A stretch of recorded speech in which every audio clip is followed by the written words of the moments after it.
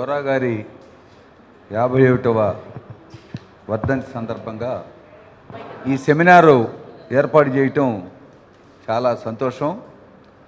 ప్రత్యేకంగా సమరం గారికి, గోరా గారి కుటుంబ సభ్యులందరికీ నేను ధన్యవాదాలు తెలియజేస్తున్నా. సమాజంలో ఎవరి కాళ్ళు రాజీపడి ప్రయాణం చేస్తూ ఉంటారు. కానీ గోరా గారి కుటుంబం, సమరం గారు ఈనాటికి కూడా ఎదురొడ్డి నిలబడి తమ భావాలను ఎక్కడా దాచుకోకుండా ఫ్రాంక్గా చెబుతూ మరి సంస్థను ఆ రకంగా నడిపించడం చాలా గొప్ప విషయం.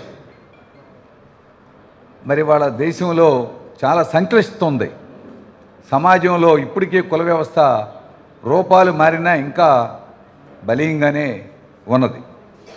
ఇటువంటి పరిస్థితుల్లో మనం ఒక ఆత్మవిశ్వాసం మనకు కల్పించింది ఏంటంటే, నీట్ ఎగ్జాము అది పేపర్ లీక్ అయిన తర్వాత జరిగినటువంటి కాక్రోచ్ జనతా పార్టీ, దానికి అనేక ప్రజా సంఘాలు, విద్యార్థి యువజన సంఘాలు మద్దతు ఇచ్చి నడిపిన ఉద్యమం విజయవంతం కావటం మనకు గొప్ప ఆత్మవిశ్వాసం కల్పిస్తూ ఉంది. నిన్న కానీ ఈరోజు కానీ ఏమనన్నారు, ఎంత ఎదుర్కొని ఒక పెద్ద శక్తిని ఎదుర్కొని దేశవ్యాప్తంగా విద్యార్థులు, యువజనులు ఒక పిలిపించినట్టుగా, ఒక కరెంట్ లైట్ వేస్తే వెలిగినట్టుగా అన్ని రాష్ట్రాల్లో కులం లేదు, మతం లేదు, ప్రాంతం లేదు, భాషతో నిమిత్తం లేదు, గర్ల్స్ కూడా, ఉమెన్ కూడా, పేరెంట్స్, మేధావులు అందరూ ఈ ఉద్యమంలో పాల్గొన్నారు. ఒక రకంగా భారతదేశంలో సమానత్వం కోసం జరుగుతున్న ఈ ఉద్యమం ఒక గొప్ప ఉద్యమంగా మనం పేర్కోవచ్చు. అటువంటి ఉద్యమం విజయవంతమైంది. అటువంటి సంతోషకరమైన పరిస్థితిలో మనం జరుపుకుంటూ ఉన్నాం. ఎంత ప్రచారం చేశారో తెలుసా? మీడియా, ఎలక్ట్రానిక్ మీడియా కానీ, ప్రింట్ మీడియాలో కానీ హిందూ దేశానికి నష్టం, హిందువులకు వ్యతిరేకం, ఇది పాకిస్తాన్ అనుయాయులు చేస్తున్నారు ఇందుట్లో ఈ ఉద్యమాన్ని. దేశం విచ్ఛిన్నమవుతుంది. ఇప్పుడు కూడా విద్యాశాఖ మంత్రిని రాజీనామా చేస్తూ అంగీకరిస్తూ విచ్ఛిన్నకర శక్తులు చేతుల్లోకి వెళ్తున్నాయి కాబట్టి మేము రాజీనామా చేస్తున్నాం అంటే, విరమించేటప్పుడు కూడా, ఓడిపోయేటప్పుడు కూడా ఎదుటి వాళ్ళ మీద బండ వేయటం అన్నమాట. ఇది చాలా అన్యాయమైనటువంటి మాట. ఆ రకంగా దేశంలో స్వాతంత్రోద్యమం, మహాత్మా గాంధీ గారు ఆనాడు స్వాతంత్ర యోధులు రగిలించినటువంటి ఉద్యమం యొక్క స్ఫూర్తి 78 సంవత్సరాలు, 79 సంవత్సరాల తర్వాత ఇవాళ జరిగిందని చెప్పుకోవచ్చు మళ్ళా. కాబట్టి ఈ క్యాస్ట్లెస్ సొసైటీ, రిలీజియస్ లేకుండా ఉండే సొసైటీని ఖచ్చితంగా సాధించగలుగుతాం అనే విశ్వాసం కలగజేస్తూ ఉంది.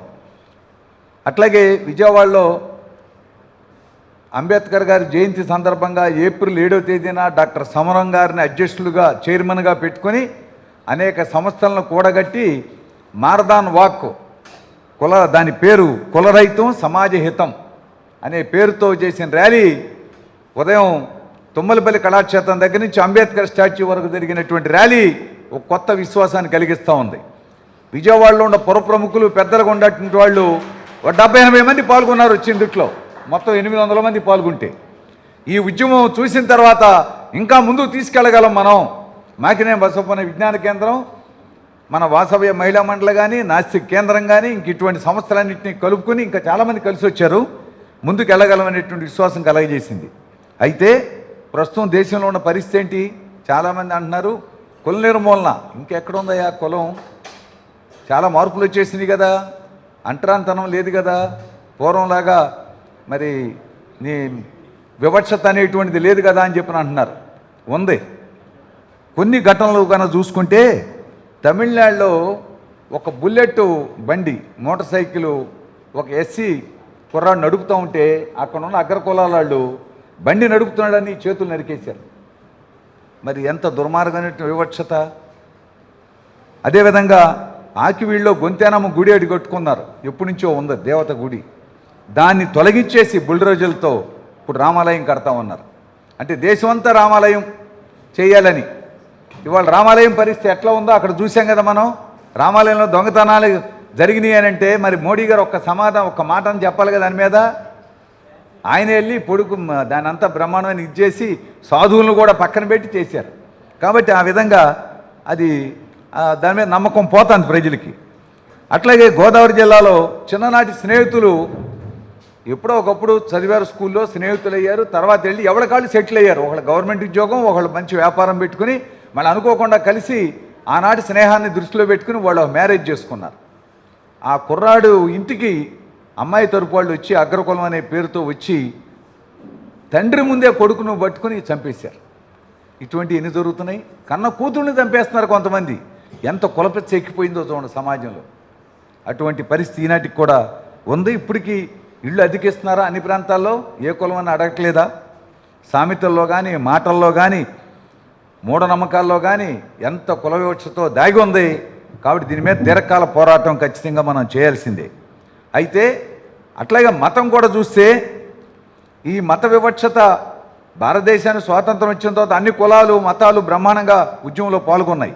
అప్పుడు బ్రిటిష్ వాడు మన స్వాతంత్రోద్యమాన్ని బలహీనపరిచేదాని కోసం అక్కడ 2 మతాలు ఉన్నాయి భారతదేశంలో, హిందూ మతం, ముస్లిం మతం అనేది 57 సిపాయిల తిరుగుబాటు జరిగిన తర్వాత దాని విభజన తీసుకొచ్చారు. దాన్ని సావర్కర్ అనేటువంటి ఆయన 2 జాతులు సిద్ధాంతం చేసి మొట్టమొదటి ప్రపోజ్ చేసింది ఆయనే. ఆ తర్వాత జిన్నా వాళ్ళంతా ఎత్తుకున్నారు. ఆ రకంగా పాకిస్తాన్ భారతదేశంగా విడిపోయింది. అయినా కూడా భారతదేశంలో ఇప్పటికీ మతం ఇంకా పూర్తిగా మతంలోకి తీసుకురావాలి, తమ రాజకీయ ప్రయోజనాలు నెరవేరాలంటే మతాన్ని అడ్డుపెట్టాలి అని చెప్పనే ఉద్దేశంతో మత ఘర్షణలు పెంపొందించేదానికి కొన్ని ప్రయత్నాలు జరిగినాయి. ఆర్గనైజ్డ్గా 3 ఘటనలు జరిగినాయి. అది మనం జ్ఞప్తి తెచ్చుకోవాలి. రామజన్మభూమి రథయాత్ర అనేటువంటిది దేశం మొత్తం డిస్టర్బ్ చేసింది, కొన్ని వేల మంది చచ్చిపోయారు. అదొకటి కల్మషం చేసింది వాతావరణాన్ని. రెండోది బాబ్రీ మసీద్, 428 సంవత్సరాల నాడు కట్టిన బాబ్రీ మసీదుని పట్టపగలో కరసేవ్ అనే పేరుతో వెళ్ళి దాన్ని డిమాలిష్ చేసి కూల్చేశారు. అది 2వ ఘటన. ఆ తర్వాత దేశంలో చాలా మత ఘర్షణలు పెరిగినాయి. మూడోది గోద్రా అల్లర్లో, గోద్రా జరిగిన తర్వాత గుజరాత్లో బేభత్సమైనటువంటి మారణకాండ జరిగింది. 1 వే ట్రాఫిక్గా జరిగిపోయింది. అప్పుడు చిన్న ఉదాహరణ, ఇప్పుడు కూడా సంజీవ్ భట్ అని ఒక ఐపీఎస్ అధికారి కేంద్రం ఒక కమిషన్ వేసింది ఆనాడు ఉన్న పరిస్థితిలో. ఏం జరిగిందో చెప్పండి అని అంటే మా చేతులు కట్టేశారు, ఏమీ లా అండ్ ఆర్డర్ సంగతి మీరు పక్కన పెట్టండి అని చెప్పని అన్నారు. అందువల్ల ఇంత పెద్ద ఎత్తున మారణకాండ జరిగింది, 2500 3000 మంది చనిపోయారని చెప్పి ఆయన వాస్తవ విషయాన్ని చెప్పాడు. చెప్పినందుకు ఏంటంటే ఇప్పుడు 15 ఏళ్ల నుంచి జైల్లో ఉన్నాడు ఆయన, ఐపీఎస్ సంజీవ్ భట్. ఆయన మీద ఎప్పుడో 30 ఏళ్ళ నాడు కేసు బయటికి తీసి రాజ్యాంగ యంత్రాంతా దుర్వినియోగం చేసి ఆయన జైల్లో పెట్టారు. ఇటువంటి అంశాలు ఈనాటికి కూడా ఉన్నాయి. అట్లాగే ఉత్తరప్రదేశ్లో అక్కడ ఇక్కడ ఎవరన్నా గోవులు తీసుకెళ్తుంటే ఆ గోవులు దేనికి సంత తీసుకెళ్తున్నారా, ఇంకోసారి తీసుకెళ్తున్నారు, అదే లించింగ్ అంటున్నారా, మోక దాడి చేసి చంపేసేయటం. అక్కలక్కన ఒక ఆయన ఏదో మాంసం కూర వండుకుంటే నువ్వు గోవు మాంసమే వండుకున్నావు అని చెప్పి వచ్చి ఆయన ఇంటి మీద దాడి చేసి చంపేశారు. తర్వాత విచారణ చేస్తే గోవు మాంసం కాదు, అది బయట మామూలుగా అందరూ ఆదివారం నాడు తెచ్చుకునే మాంసమే తెచ్చుకుని వండుకున్నాడు, చంపేశారు ఆయన. ఈ విధంగా ఒక హిందూ మతం అనే పేరుతో మెజారిటీ 80% హిందువులు అని అనబడే వాళ్ళు ఉన్నారు. కాబట్టి రాజకీయ ప్రయోజనాల కోసం మతాన్ని రెచ్చగొట్టేటువంటి పని ప్రధాని దగ్గర నుంచి కింద స్థాయి వరకు జరుగుతూ ఉంది. మీరు ఈ సందర్భంలో వాట్సాప్లో పోస్టులు ఇవి చూడండి, కొన్ని మెసేజ్లు ఎట్ట వస్తాయో. ఆర్గనైజ్డ్గా మరి పాకిస్తాన్ అనుకూలులని, దేశ వ్యతిరేకులని ఆ పద్ధతిలో ఈనాటికి కూడా జరుగుతూ ఉంది. అట్లాగే రాజ్యాంగ యంత్రం కూడా డిస్టర్బ్ అయిపోయింది. డేరా బాబా అని ఒక ఆయన హత్యలు చేశాడు, ఆయన జైల్లో పెడితే 16 సార్లు పేరోలు ఇచ్చారు ఆయనకి. 430 రోజులు బయట ఉన్నాడు ఆయన. అదే ప్రొఫెసర్ సాయిబాబా గారు పేదల కోసం గిరిజన ప్రాంతానికి వెళ్ళి సేవ చేస్తున్న సాయిబాబా గారిని అరెస్ట్ చేసి ఆయన పెరోల్ ఇవ్వాల. ఆయన కుర్చీలో కూర్చుని కదలేని పరిస్థితిలో జైల్లో గడపాల్సి వచ్చింది. అక్కడే ఆరోగ్యం క్షీణించింది, విడుదల చేసిన తర్వాత చనిపోయారు ఆయన. ఉమర్ ఖలీద్ అనే అతను కూడా, ఒక అతను జవహర్లాల్ నెహ్రూ యూనివర్సిటీలో ఉండే అతను కూడా ఇప్పటికీ జైల్లో ఉన్నాడు. పెరోల్ తల్లి చచ్చిపోయినా జైలు పెరోల్ ఇవ్వట్లా. ఈయన 16 సార్లు ఇచ్చారు. రాజ్యాంగ యంత్రాంగం ఎట్లుందో చూడండి. సుప్రీంకోర్టులో జడ్జిమెంట్ ఇచ్చిన ఆయన కాక్రోచ్ జనతా పార్టీ ఒక వాల్యుబుల్ పాయింట్ ఒకటి పెట్టారు. ఎవరైనా సరే సుప్రీంకోర్టు అత్యున్నత స్థానాల్లో ఒక అధికారులుగా పనిచేసిన వాళ్ళు బయటికి అది రిటైర్ అయిపోయిన తర్వాత గవర్నర్ పోస్ట్ కానీ ఎంపీ పోస్టులు కానీ తీసుకోకూడదని పెట్టారు. ఒక ఆయన ఎంపీ పోస్ట్ తీసుకున్నాడు. మరి రాజ్యాంగ యంత్రం ఈ 12 ఏళ్ల కాలంలో గతంలో కొంత ఉల్లంఘన జరిగినా కొన్ని తప్పులు, కొంత డెమోక్రసీ అనేది ఉండేది. ఈ 12 సంవత్సరాల్లో డెమోక్రసీ అనేది లేదు. అన్ని ఎన్నికల కమిషన్ విషయమే చూడండి. అంతకుముందు సుప్రీంకోర్టు ప్రధాన న్యాయమూర్తి ఒక సభ్యుడిగా ఉండేవాడు అందుట్లో. ఇప్పుడు అతన్ని తొలగించారు. బెంగాల్లో దానివల్ల ఏమైంది, బెంగాల్ ఎన్నికల కమిషన్ నడిపినటువంటి ఆయన, ఎన్నికలు నడిపిన ఆయన ఎప్పుడైతే అక్కడ ఓడిపోయిందో, బీజేపీ అధికారంలోకి వచ్చిందో, ప్రభుత్వ చీఫ్ సెక్రటరీ అయిపోయాడు ఆయన. ఏమిటిది? స్వతంత్రంగా ఎన్నికల కమిషన్లో ఉన్న వ్యక్తి చీఫ్ సెక్రటరీ ఒక పార్టీకి అధికారంలోకి వచ్చిన తర్వాత. ఇట్లా మరి బెంగాల్లో 20 మంది ఎంపీలు అంత ఓటమికి కారణం అక్కడ పరిపాలన వ్యవస్థే కాదని ప్రజలు తీర్పే అంతిమం. కానీ 20 మంది వెంటనే జంప్ అయి వేరే పార్టీలో పెట్టేశారు. ఒకే దేశం ఒకే ఎన్నిక. రేపు ఇక కేంద్రం నుంచి పరిపాలన తప్ప లోకల్ రాష్ట్రాలకు కూడా అధికారాలు ఉండవు.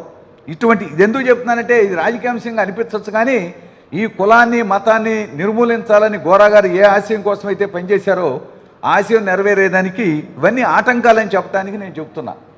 అట్లాగే గుర్రం జాషువా గారు సరే ఆనాడు చూపించారు, డాక్టర్ వీర్రాజు గారు, పూలే గారు, అంబేద్కర్ ఇటువంటి గొప్పవాళ్ళు చేసిన దానికి కొనసాగింపుగా ఈ ఆధునిక కాలంలో మహాకవి శ్రీశ్రీ గారు, గుర్రం జాషువా గారు లాంటి వాళ్ళు ఒక గొప్ప సంస్కర్తలుగా నిలబడ్డారు. దాని కొనసాగింపు గోరా గారు అని చెప్పచ్చు మనం ఈ రోజుల్లో. గోరా గారికి నేను ఇందాక చూసా, 6 రకాల స్వాతంత్ర సమరయోధుడు, కులరహిత సమాజం కోరే వ్యక్తి, మానవతావాది, తర్వాత నాస్తిక ఉద్యమం, హ్యుమానిటీ.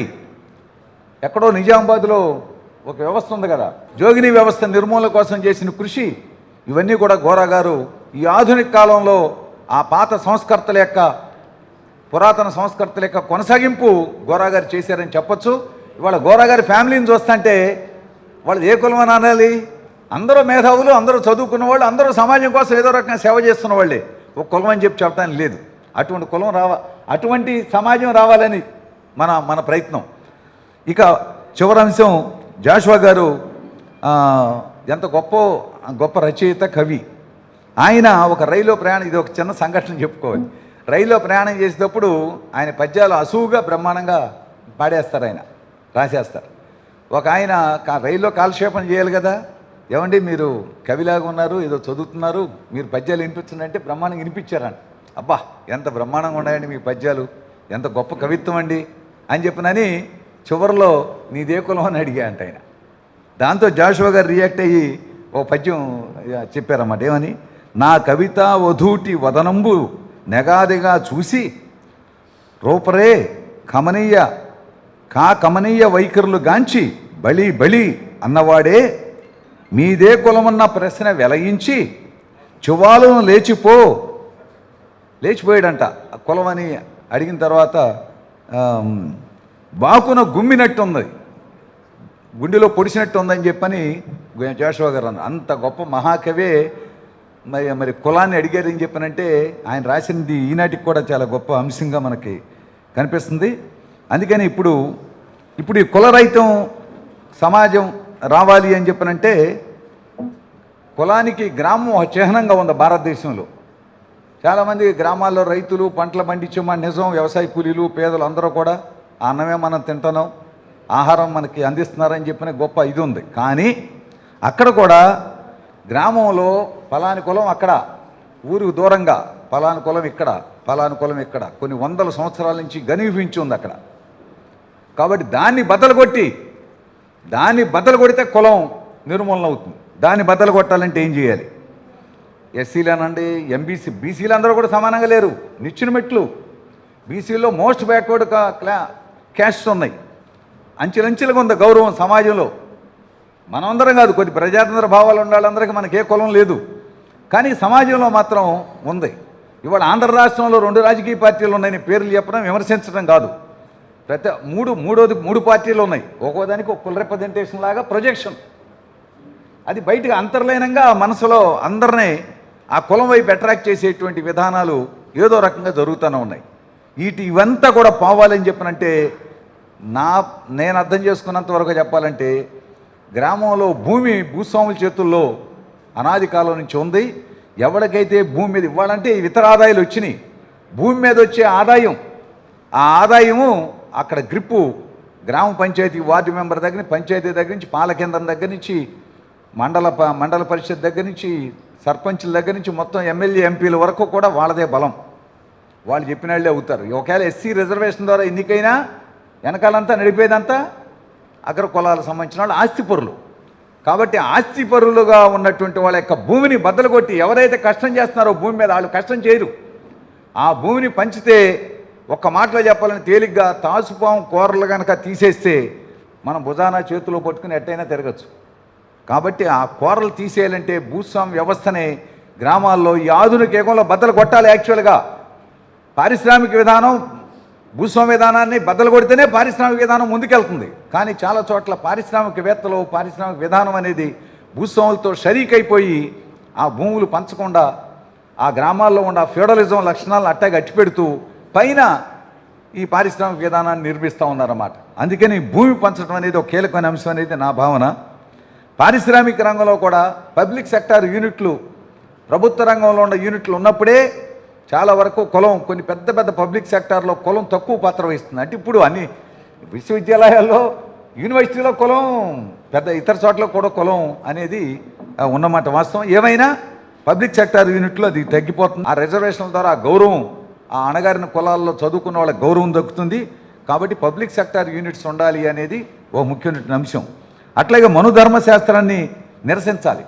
డాక్టర్ అంబేద్కర్ మనుధర్మశాస్త్రం అనే పుస్తకాన్ని తగలబెట్టాడు. దాని మీద ఇప్పుడు 2 పుస్తకాలు కూడా ఉన్నాయి, మీరు చదవండి. చిన్న పుస్తకాలు, మంచి నాలెడ్జి సమాచారం ఉంది. ఈ మనుధర్మశాస్త్రం ఎందుకు ఇంత ప్రబలంగా ఉంది అని అంటే భగవద్గీత హిందువులకి జనరల్గా భగవద్గీత కోర్టులో ప్రమాణం చేసేటప్పుడు కూడా భగవద్గీత మీదే ప్రమాణం చేస్తారు. మరి ఇక్కడేముంది భగవద్గీతలో సనాతన ధర్మం సమాజాన్ని చాతుర్వర్ణం, ఇందాక వీర్రాజు గారు చూపించారు, దాంట్లో 4 కులాలుగా వివరిస్తుంది. ఇది గుణాలు, సత్య, రజస్, తమస్, కర్మ అంటే కర్తవ్యాలు ఆధారంగా ఏర్పడిందని భగవద్గీత శ్లోకం 4.13లో చెప్పింది. మరి హిందువులు అనే దాన్ని భగవద్గీత ఆ ప్రధానికి ఆధారంగా చనిపోయినప్పుడు భగవద్గీతలో శ్లోకాలే పెట్టుతారు, కోర్టులో భగవద్గీతే. కానీ ఏం చెప్పింది ఇక్కడ? బ్రాహ్మణులు వాళ్ళు ఏం పనులు చేయాలి, ఇందా చెప్పారు కాబట్టి రిపీట్ చేయట్లా. క్షత్రియులు వాళ్ళు ఏం పని చేయాలి, యోధులు, రాజులు, నిర్వాహకులు, రక్షణ, పాలన, యుద్ధం వాళ్ళు, వైశ్యులు వ్యాపారాలు, వ్యవసాయదారులు, శూద్రులు సేవకులు, కార్మికులు, కళాకారులు, పై 3 వర్ణాలకు సేవ చేయటం. ఈ మనుస్మృతిలో బ్రాహ్మణులు ఎన్ని పనులు చేయాలి? 2685 శ్లోకాలు ఉన్నాయి యాజ్ ఇట్ ఈజ్గా. దాన్ని విడదీసి చూస్తే 1000 శ్లోకాలు బ్రాహ్మణాధిపత్యం గురించే చెప్పినాయి. ఇక మహిళలు ఎట్లా ఉండాలి, మహిళలో ఈ మనుస్మృతిలో మహిళలు అత్యంత పీడితులు, బాధితులు మహిళలు. ఇప్పుడు కూడా సమాజంలో పురుషాధిక సమాజంలో మహిళలు తక్కువ పాత్రలోనే ఉంటున్నారు. ఎంత మంది అభివృద్ధి అయ్యి ముందుకు వచ్చినా కూడా తక్కువ పాత్రలోనే ఉంటున్నారు. అందుకని ఇవాళ నిజంగా కుల వివక్షత పోవాలని అంబేద్కర్ విగ్రహాన్ని పెద్ద పెద్ద దండలో, రేపు గోరాగారి విగ్రహాన్ని కూడా దండలు వేసేస్తారు చాలామంది వచ్చి. వాళ్ళందరిని అడిగేది అంబేద్కర్ తగలబెట్టిన అడిగి ఈ మనుస్మృతిని తగలబెడదాం రండి అందరం అని చెప్పి పిలిపివ్వండి. ఎవరు వస్తారో ముందుకు చూద్దాం. రారు. వాళ్ళకి ఈ కుల వ్యవస్థ అనేది ఉండాలి. తక్కువ జీతాలు ఇచ్చి తక్కువ కూలీ ఇచ్చి తేరగా చేయించుకోవడానికి అవసరమైన మనుషులు దొరకాలాడు. అందుకని ఈ కుల వ్యవస్థ పోవటానికి వాళ్ళు సిద్ధంగా లేరు. ఇటు భూస్వాములు కానీ అటు పారిశ్రామికవేత్తలు దశలో పాత్ర వహించారు. ఇవాళ తమ లాభాలు ఎక్కువ సంపాదించుకోవాలి కాబట్టి మతంతో కూడా వాళ్ళు ఏకమైపోయారు. కాబట్టి మతం, కార్పొరేట్లు 2 పెనేసుకుపోయినాయి ఇవాళ భారతదేశం. అందుకని అదాని అంబానీల ఆస్తులు నేను చూసే పేపర్లో అంబానీ గారికి 2025-26లో 95,000 కోట్ల రూపాయల లాభం వచ్చిందంట. మన ఎవరికన్నా వస్తుందండి? ఎంత డాక్టర్లో ఎన్ని రకాల వైద్యాలు చేసినా అంత డబ్బు వస్తుందా? 95,000 కోట్లు లాభం. దాని మీద 2%, 3% పొన్నేసి అందరికి విద్య చదివించవచ్చు కదా, విద్య చేయించవచ్చు కదా. కాబట్టి ఆ విధంగా ఇప్పటికీ అణగారిన వర్గాలకు ఉన్నత విద్య అందుబాటులో లేదు. ప్రైవేట్ యూనివర్సిటీలో చేసిన 200, 300 ఈ కాలంలో అక్కడ పెద్దానికి ఇంత డబ్బు ఎక్కడ చదవగలుగుతారు వాళ్ళు? అణగారిన వర్గాలు, ఆర్థికంగా వెనకబడిన వాళ్ళు, సామాజికంగా వెనకబడిన వాళ్ళు చదవటం చాలా కష్టం. అందుకని అట్లాగే విద్యా వ్యవస్థలో కూడా మార్పులు, ఇందాక చెప్పారు, విద్యా వ్యవస్థలో కూడా మార్పులు తేవాలని మనం అనుకుంటుంటే సిలబస్ మార్చేసి జ్యోతిష్య శాస్త్రం పెట్టేస్తున్నారు అందుకు, మళ్ళీ పాతకాల వ్యవస్థలో గెలిపోవాలని. కాబట్టి ఈ విద్యా వ్యవస్థలో మార్పులు, తిరోగమన మార్పులు చేయడానికి వాళ్ళు ప్రయత్నం చేస్తున్నారని దృష్టిలో పెట్టుకోవాలి. ఇక కులాంతర వివాహాలు విస్తృతంగా చేయాలి. మేము సమరం గారితో మాట్లాడినప్పుడు కొన్ని పేర్లు మేము మొన్న ఉద్యమంలో 7 రోజుల పాటు నడిపితే 2,200 మంది వచ్చారు. కార్టూనిస్టులు కూడా కుల నిర్మూలన మీద కార్టూన్లు ఏమంటే వాళ్ళు ఆశ్చర్యపోయారు. వాళ్ళే ఆ నిర్వాహకులు ఎవరైతే కార్టూనిస్టులు సంఘం వాళ్ళు ఉన్నారో 195 కార్టూన్లు వచ్చినాయి కులానికి వ్యతిరేకంగా. కాబట్టి ప్రజల్ని ఒక సన్మార్గంలోకి, ఒక ఉన్నతమైన మార్గంలో నడిపేటువంటి శక్తులు కనుకుంటే ఇప్పుడు ఇక్కడ మన నాస్తిక ఎథిస్ట్ సెంటర్ ఉన్నట్టుగా, మాకినే బసవన్న విజ్ఞాన కేంద్రం ఉన్నట్టుగా ఇంకా అనేక సంస్థలు అందరూ పూనుకుని మరి ఆ కులానికి వ్యతిరేకంగా పోరాటం చేయాలి. కులాంతర వివాహాలు కూడా నిర్వహించాల్సిన అవసరం ఉంది. ఆ కులాల అంతర్ కులాల వివాహం చేసుకునే వాళ్ళని ఒక చోట సమీకరించి వాళ్ళకి అభినందన కార్యక్రమాలు అవి పెట్టాలి. అట్లా ఎంకరేజ్ చేయాలి. మనతో నిమిత్తం లేకుండానే సమాజంలో కులాంతర వివాహాలు చేసుకుంటున్నారు. దానికి మనం కూడా ఊతమిచ్చామనుకో ఇంకా పెరుగుతాయి.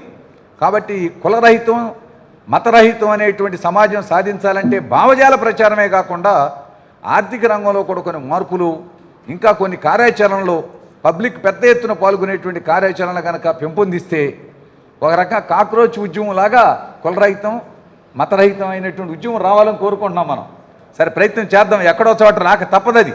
ఎందుకంటే ప్రపంచం అంతా మానవ సమాజంలో మార్పులు వచ్చినాయి. ఆధునిక మానవుడు ఎట్టుండాలనేది నిర్వచనాలు చాలా వచ్చినాయి. కాబట్టి ఇవాళ అందరూ వలసలు వెళ్తున్నారు. అనేక గల్ఫ్లో 1 కోటి మంది ఉన్నారు. ఆంధ్రప్రదేశ్ సంబంధించిన వాళ్ళు, 2 రాష్ట్రాలకు సంబంధించిన వాళ్ళు. కాబట్టి జీవనం కోసం వలసకెళ్ళేటప్పుడు కులం, మతం ఏమి అక్కడ ఉండదు, సాధ్యం కాదు. కాబట్టి ఆ విధంగా కులరహిత, మతరహిత సమాజం సాధించేదానికి మంచి కార్యాచరణను భవిష్యత్తులో తీసుకురావాలని కోరుతూ మేము మాకినే బసవన్న విజ్ఞాన కేంద్రం మన డాక్టర్ సమరం గారితో కలిసి రానున్న కాలంలో ఒక ప్రభంజనంలాగా తీసుకురావడానికి ఒక ప్రయత్నం చేస్తాం. సమాజంలో మద్దతు వస్తుందని మాకు నమ్మకం కలిగింది. ఆ రకంగా అందరూ కూడా ఈ ఉద్యమంలో, మహోద్యమంలో పాల్గొని సర్వమానవులు సమానం అనేటువంటి దాన్ని మించింది ఏముంది? ఇంకా ఏమన్నాడు జాషువా గారు? విశ్వనరుణ్ణేనన్నాడు.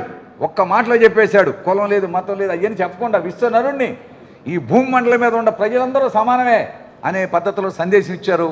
ఆ పద్ధతిలో మనం అంతా కృషి చేయాలని కోరుతూ ఈ అవకాశం ఇచ్చిన మీ అందరికీ ధన్యవాదాలు. ఈ కార్యక్రమం మీకు ఎంతో నచ్చింది కదా? ఇటువంటి మరిన్ని వీడియోల కోసం అనతి కాలంలోనే 21 కోట్ల వ్యూస్ సాధించిన సమరం ఛానల్స్ సమర్పించు ఎథిస్ట్ సెంటర్ ఛానల్కు సబ్స్క్రైబ్ చేయండి, లైక్ చేయండి, మీ ఫ్రెండ్స్కి షేర్ చేయండి. అలాగే ప్రక్కనున్న గంట సింబల్ని ప్రెస్ చేయడం మర్చిపోకండి.